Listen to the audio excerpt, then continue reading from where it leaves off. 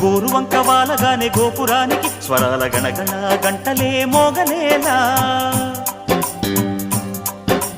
గోపబాలుడొచ్చినాక గోకులానికి పెదాల కిలకిల పువ్వులే పుట్టలేదా